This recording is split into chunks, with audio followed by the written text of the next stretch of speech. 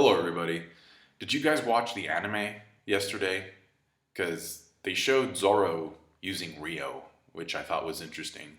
I mean, when it comes to these implied filler scenes, you never know if they're going to pay off or not in canon, in the actual story, but I thought it was interesting the way they showed it because, like, he gets a sword and he allows the Rio to flow through the sword and it sends out this wave that knocks out some fodder, and so it's almost kind of confusing because you don't know if it's Rio or if it's supposed to be foreshadowing King's hockey. Like Tonoyasu even says, wow, you knocked those guys out without even touching them. And like knocking people out without touching them is kind of like a feat that we associate with King's hockey. But I think it's Rio. I just think that they were playing around with it. And the thing is, like, again, you never know with these filler scenes if they're supposed to mean something or not. That being said, I do think it's pretty much a given that Zoro will get King's hockey at some point down the line. At some point in the story. Like the moment we found out that Rayleigh had it, I was like, okay, yeah, Zoro's gonna get it too. It's a guarantee. The cover shows Gotti on his way to rescue Chiffon, which I didn't expect because the last time we saw Gotti, he seemed knocked out by that Marine guy. But he's running to the rescue and he's lifting up skirts because of how fast he's going. Like there's actually a woman that's having a Marilyn Monroe situation there. We start off in Kuri Castle and I'm already asking questions because not only does the guy who's testing the food for poison look familiar, but does Odin's family know that Odin is set to be boiled alive? Because Toki and Hiyori looked pretty relaxed in that page. Like they seemed pretty chill. And then Momonosuke breaks down and then Hiyori seems surprised. If she already knows that Odin is about to be executed, why is she surprised that Momonosuke is breaking down? It makes no sense. So what I think is going on here is that they don't know that Odin is in trouble and that Momonosuke is using kind of like the voice of all things. You know how like Odin and Roger could like hear the Sea Kings and then they both could sense Sunisha, and we know that later on in Zou, like Momonosuke can also sense and talk to Sunisha. Maybe this is Momonosuke awakening that ability or just kind of having that, being able to sense that his father is in danger without actually being told that he's in danger. And so maybe that panel with Hiyori is her being surprised about Momonosuke's ability. Another question I have is that we know that Momonosuke remembers Kaido directly telling him, "Your father is a fool of a lord." So I'm wondering when and how that's going to take place, because we know that has to happen. I just don't know, like, when is Kaido going to be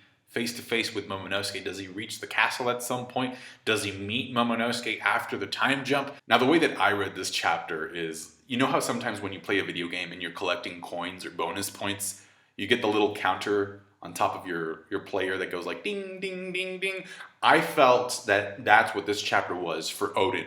I mean, Odin is just collecting Chad points throughout the entire chapter. He breaks the Chad meter in this chapter with his heroic feats. He survives the temperature of the boiling oil that would normally incinerate a standard human being.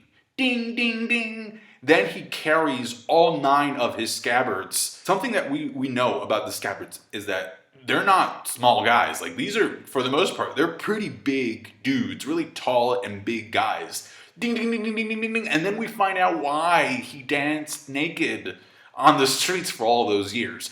Ding, ding, ding, ding. I don't know about the hidden legend. I don't know what that was about. I mean, I'm assuming it's a bunch of clickbait articles about that. But this chapter made it clear, without a doubt, who the boiling legend is. You know you're an absolute beast when even Kaido seems to be complimenting your feats. Obviously there's a deal in place, so it's not like Odin was trying to escape the situation, but what I would have tried is I would have hockeyed up my legs, just use armament hockey on my legs, and then stomp the pot until it cracks open and it just explodes, and that way I can just run away with the scabbards. I'm pretty sure that some of you have probably already made the following connection, but just for clarity's sake, I'm just going to state it here. So Odin being boiled alive, especially the way that it's being depicted in this chapter, is actually a reference to the Japanese legend of Goemon Ishikawa. And Ishikawa was basically the Japanese version of Robin Hood, because he would take from the rich to give to the poor. And so eventually what happened is that in order to capture Ishikawa, the Japanese authorities decided to take his wife and son hostage. Does that ring the bell? Does that kind of sound familiar? Yeah, so anyway, so they captured his family to try and see if like he would give himself up. And then Ishikawa tried to rescue his family by infiltrating the palace. But unfortunately, there at the palace, he got caught because he knocked down a little bell that alerted the guards. He also found out that his wife had already been killed, and so him and his son were sentenced to be boiled alive. And as that was happening, Ishikawa did the same thing that Odin did in this chapter, which is that he lifted up his son above his head to try and save him from being boiled. Essentially, that's what Oda drew inspiration from, to show Odin lifting up the scabbards in this chapter. Actually, there's two versions of that legend. One of them states that at first he was lifting up his son, but then he just decided to say screw it and actually pushed him down so that he would die faster without too much pain. But then the second one says that he was actually able to save his son because the people that were executing him actually said, okay, no, you know what? This guy's legit. He sacrificed himself for his son, so we should allow his son to live. And so you can obviously tell which one of the versions Oda decided to draw inspiration from. And I do feel like that panel artistically of Odin carrying up the scabbards, lifting them up while he's boiling alive, is one of those memorable One Piece panels that we don't get to see very often. I think it's going to stick with a lot of people. Now, there's a very brief moment where Odin makes the 1 hour deal with Kaido, and he says, like, it's very important that I survive. And you see Kaido's expression, like, getting pissed. Like, he's like, "Argh." And I think it's because he suspects that that has something to do with him going to Laugh Tale and something to do with Joy Boy, but he doesn't know what that is, so that's why he's angry. And I kind of really don't want it to be Kaido the one who breaks the terms of the deal. Because if you look at, like, Orochi and Kaido's reaction to what's going on, they're very different. Like, Orochi is upset because the scabbards aren't technically in the oil, but then Kaido's, like, laughing it up. He's like, whoa, very entertaining. And they are technically in the pot, so it counts. Kaido even says, well done, Odin. So he's impressed, clearly. And so I'm wondering if in the next chapter, there's going to be a scene where Kaido says something like, you know, I wasn't actually going to kill you because I was actually impressed and I wanted you to join my crew. But since you won't answer my questions about Laugh Tale and then this happened, or, you know, because Orochi and all this stuff, yeah, I'm going to have to kill you. There's a scene where the Oniwabanshu are wondering about Odin's skin. And they're saying, how tough can a man's skin be? Like, what's that skin made of? What's going on? So it reminded me of Big Mom and her being referred to as a lead balloon because of her skin, like just being so tough on the outside that you can't really harm her. But there are shots, like, you know, as time goes by, there are shots, zoom-ins into Odin's skin, specifically his feet and arms, where you see, like, veins begin to burst and, you know, he's bleeding and all that stuff. And so what this boiling process does is that it makes it much more believable for us to understand why Odin died. Because before this, we would have been like how was he even taken out, right? Like, he's such a strong guy.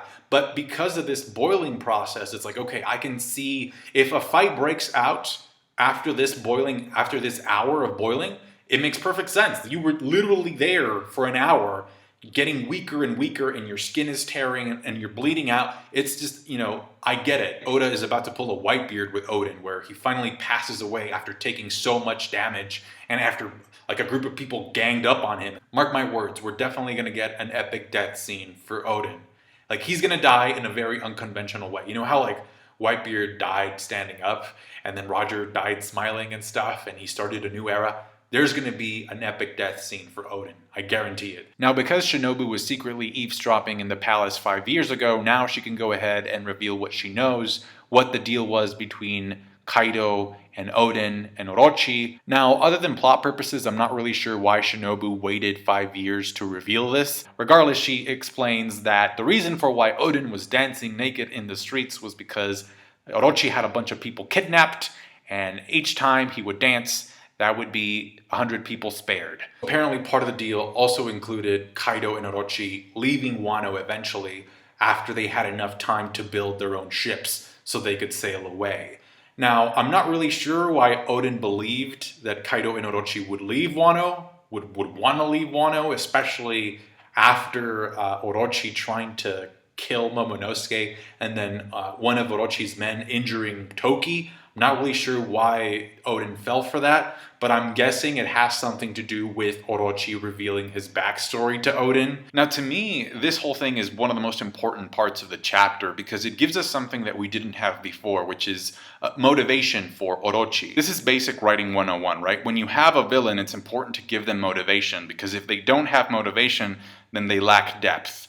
and they just turn into a Saturday morning cartoon show villain. Now, if you notice in this chapter, not only is Oda giving Orochi depth, but he's also giving Odin depth. So he kind of like, balances the two very well, because as Orochi is telling his story about his persecution, you can read Odin's expression, and he's like, yeah, that's pretty messed up what happened to you, I'm not gonna lie. So as we learned back in chapter 965, Orochi's grandfather actually began poisoning the daimyo because he wanted to become shogun, right? But what we didn't know is that even after Orochi's grandfather was found out and was forced to commit seppuku, right, after, he was served justice, essentially, the persecution against the Kurosumi family did not stop there. They actually went against everybody, like down the line, even down to Orochi. So that's like 2 generations, right? And this goes back to something that the old hag Higurashi said in that same chapter, which is that the remaining members of the Kurosumi family, the members of the clan, like people that had nothing to do with what Orochi's grandfather did, they became homeless, essentially, and they ended up living in poverty. And so because Oda decided to use this chapter to expand on Orochi's motivation, I cannot wait for Oda to use another chapter in the future to expand on Kaido's motivation. We will get a Kaido flashback, it's just a matter of when. And on that note, I just want to mention that during an SBS, a fan asked Oda, Oda, if we could go inside the minds of the Straw Hats, like if we could find out what they were thinking most of the time, what would they be thinking? What would their thoughts be? And so he goes on to list all of the Straw Hats, but what's interesting is that he includes himself, and he says that he thinks about world peace. So that's what's in Oda's head, and I think it's super important to keep that in mind, especially as we move forward, because one of the ways that we can try to achieve some degree of peace is by trying to understand one another. And I know Orochi is a scumbag, and I know he deserves to die, and he's just a horrible person, but I think that's there for a reason. I think he expanded on Orochi's backstory for a reason, and I'm pretty sure he's going to expand on Kaido's, so I just want everybody to have that in mind, that when Oda sits down to write One Piece, he thinks about world peace. And that's also one of the reasons for why I think that Orochi's comment about not being able to sleep could be a reference to Teach and his backstory. So I wonder if Blackbeard was also being persecuted because people thought that he was related to Zebek. That being said, I still don't consider Orochi to be redeemable, because just because something bad happens to you that is not your fault in the past doesn't give you an excuse to go and hurt others the same way that you were hurt. It is pretty tempting to go down that vengeance road, I'm not gonna lie, but at the same time, like, hurting others doesn't cure your own wounds. Vengeance doesn't solve that.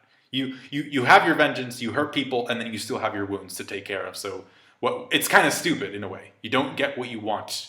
You just make everything worse. I thought the chapter was very solid. It's a very solid character chapter for Odin and Orochi, but it was also very short, I thought. Thankfully, though, the next chapter comes out earlier. Now, there's a very brief panel of Odin and Kaido clashing that kind of makes it very clear that both of them had every intention to 1v1 each other, but then Orochi steps in with the deal about the dancing and stuff. So I kind of wonder what would have happened if that 1v1 had allowed to go on. I think that would have been cool to see, but if that were the case, then the story wouldn't be what it is. So like the video if you did, subscribe to my channel if you haven't done so already, comment down below, tell me what you thought about this chapter.